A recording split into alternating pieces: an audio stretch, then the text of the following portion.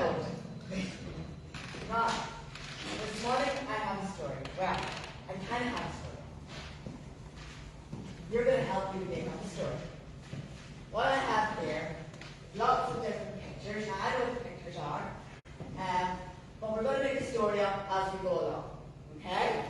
So what I want you to do, and I'll get different people to do it, I'm going to get you to pick a card. And I won't know what it is until you pick it out. And then I've got to put that in the story. Okay? And if I get stuck, somebody else can help me. Right? But I'm going to start the story off and I'm going to pick the first card. So the first card is a boy. And I'm going to call this boy Daniel. So our story this morning is about a boy called Daniel. I'm going to set Daniel down here. Now Claire, if you would pick the next card for me, and then we'll see where the story's going to go from there. So the next card is a picnic basket. So in our story then, Daniel woke up in the morning and his mum said, Daniel, it's half term, we don't have to go to school, why don't we go on a picnic? Daniel said, I love picnics, it's brilliant, can we have ham sandwiches? No, wait a minute, I prefer cheese sandwiches. I'll tell you what Mummy said about it, have ham and cheese sandwiches. Perfect. Daniel's going to pick the next card. Anyone? Alright, so the next card is a girl, and this is Daniel's friend, Emma. Well, Daniel said, Mum, can we bring Emma? But I don't think Emma likes ham and cheese, so can we maybe bring some tuna sandwiches for Emma? So eventually Mummy got the picnic basket all packed, and they were ready to set off on their picnic. Now, who's going to pick the next card for me? Robert. Any card, a nice card, an easy one for me to get into this story. I want egg and onion. You want egg and onion sandwiches, right? Okay. Well, the next card is a boy in bed. So it turned out that this was Daniel, and it was all a dream. He was still in bed, he hadn't even waken up yet, but he was dreaming about this picnic. But when he did wake up, he suggested it to Mum, and he said, Mum, it's half term, can we please go on a picnic? What do you think Mum said? I have no idea, because I don't know what the next card is. The next card is a car. So of course Mum must have said yes. Why don't we get in the car, and do you know what? We'll call for your friend Emma and we'll take her too. So Mum, Daniel and Emma, complete with the picnic basket, got in the car and they set off to somewhere. Let's see if we can find out where they went.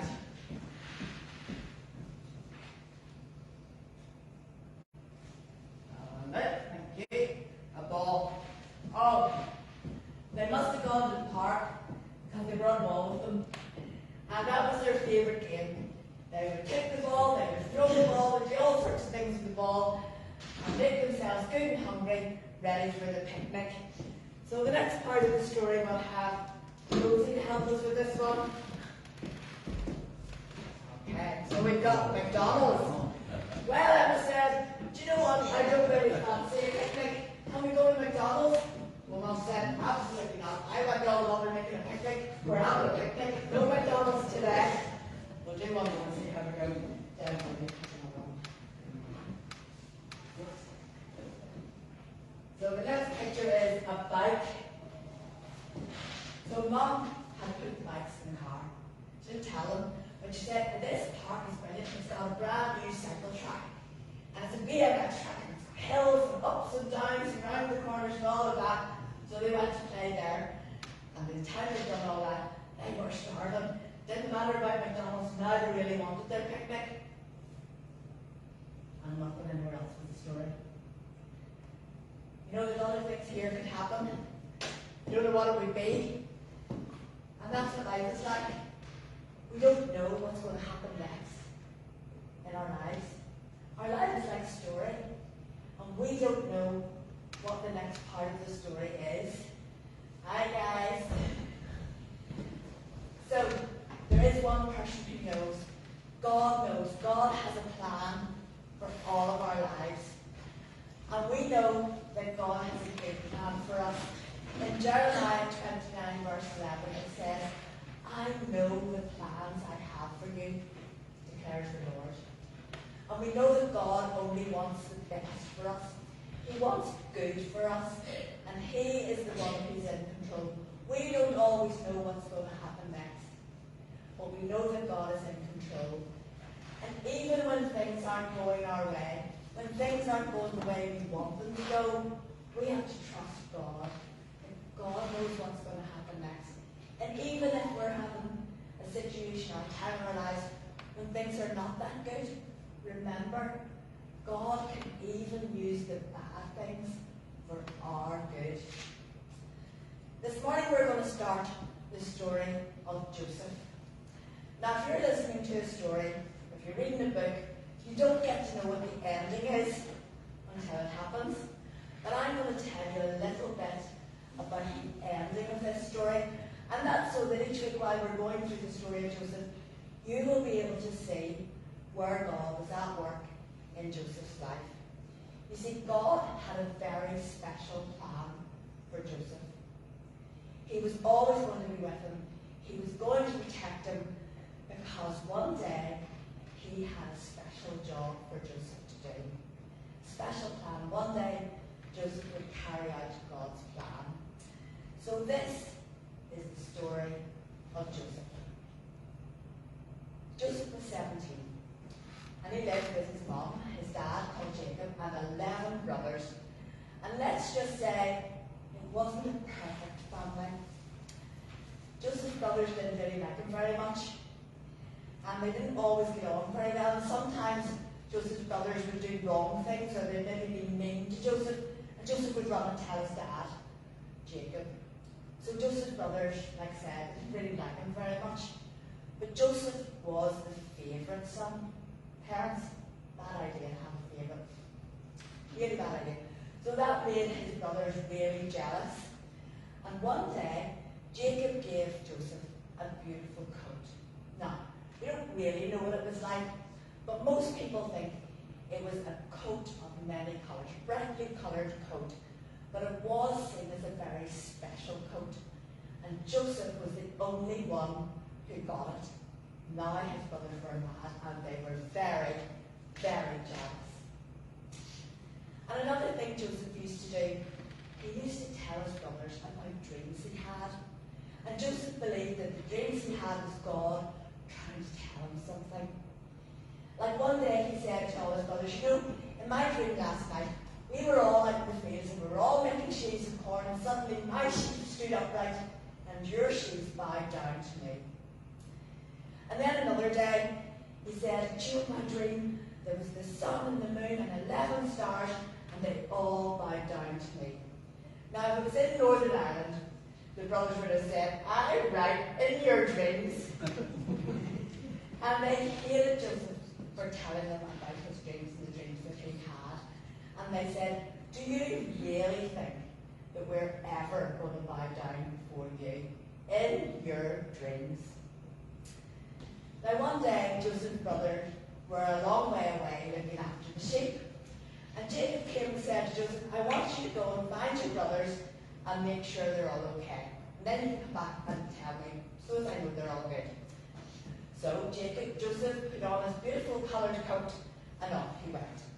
Now his brothers could see him coming in the distance, and they got together and they made a plan. And they decided that when Joseph arrived, they were going to kill him, get rid of him. They hated him, and they were so jealous of him. It had escalated so bad, they just wanted to kill him, get rid of him. But the oldest brother, Reuben, he said, no, don't kill Joseph. We don't want to be guilty of murder. Don't kill Joseph, but I'll tell you what, why don't we just throw him into this big deep pit and we'll deal with him later. Secretly, Reuben had decided that he was going to come back and rescue Joseph and take him home. Now, when Joseph arrived, they seized him, they stripped him of his beautiful coloured coat, and they threw him in the pit. And then they sat down to have something to eat. And while they were eating their meal, they saw a group of Ishmaelite traders coming past with all their camels. They had lots of precious things loaded onto the camels, lots of herbs and spices that they were taking to a place called Egypt, a long way off, and they were going to try and sell all these things and make some money. And Judah, one of Joseph's brothers, stood up and he said, I tell you what, I actually think Reuben was right. We shouldn't kill Joseph because we would be guilty of murder. Don't really want to be guilty of murder, but I'll tell you what we could do. We could sell Joseph to these traders. They could take him off to Egypt, so far away they'd never see him again, and that way we get rid of him. Also, we'd have some extra money. So that's what they did. They sold Joseph for 20 pieces of silver.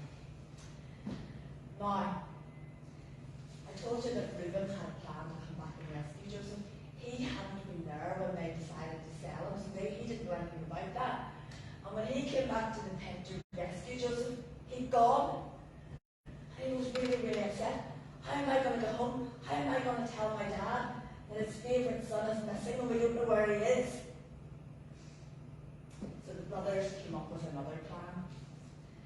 They took Joseph's coat and they covered it in blood from a goat. And they took that home. And they showed it to Jacob and they said, we found this. Is this Joseph's coat? I think it's Joseph's coat. And his dad agreed that it was.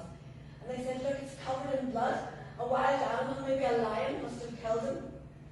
And Jacob was devastated because he really believed that his son, his favourite son, Joseph, was dead. But what was God's plan while all this was happening?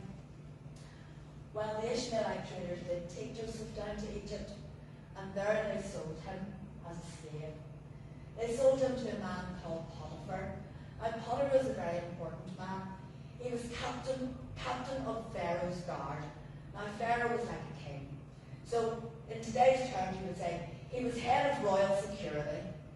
He was head of all the soldiers who would have looked after the Pharaoh. So it was an important job. He was an important person. He would have had a lovely house. So yes, Joseph was now a slave, but he was alive. He was safe and well, and in a lovely home. So you see, Joseph's brothers wanted to kill him. Reuben had a bit of a plan to rescue him, but that plan didn't work out. But in God's plan, we can see that Joseph's life was spared.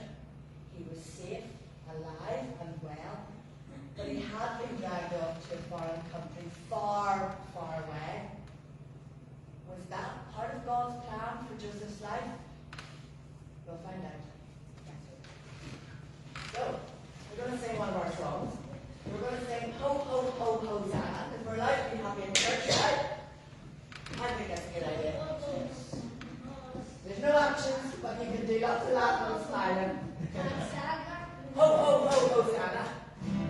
Ha, ha, hallelujah. He saved me. I've got the joy of the Lord. You know this one?